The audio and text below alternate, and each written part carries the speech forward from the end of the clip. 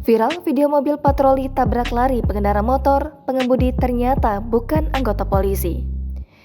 Beredar rekaman CCTV, mobil patroli polisi tabrak lari pengendara motor, dilansir dari Tribun News. Peristiwa ini terjadi di Jalan Pancamarga, Kecamatan Ujung, Kota Parepare, Sulawesi Selatan pada Selasa 8 November lalu.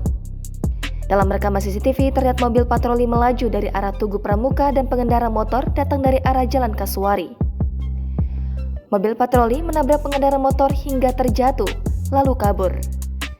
Dalam insiden ini, 2 orang warga menjadi korban dan mengalami luka. Kedua korban merupakan ayah dan anak yang bernama Hasbi dan Hidayat.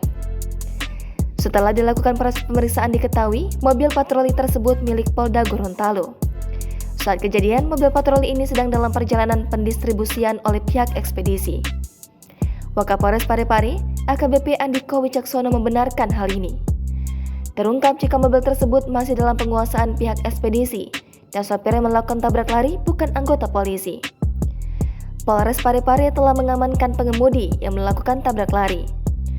Pengemudi bernama Ishak diamankan di Kabupaten Majene, Sulawesi Barat.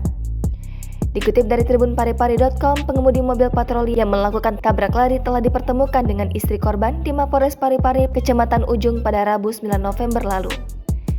Kasus tabrak lari ini diselesaikan melalui restoratif justice. Istri korban menyebut itikat baik pengemudi dan kini kedua belah pihak telah saling memaafkan. Istri korban mengaku kasihan karena pengemudi masih bekerja untuk menghidupi keluarganya. Menurutnya, permasalahan ini dapat diselesaikan dengan damai dan pihak keluarga dapat menerima kejadian ini sebagai kecelakaan. Ia berharap kejadian serupa tidak terjadi lagi dan tidak ada pengemudi yang melakukan tabrak lari.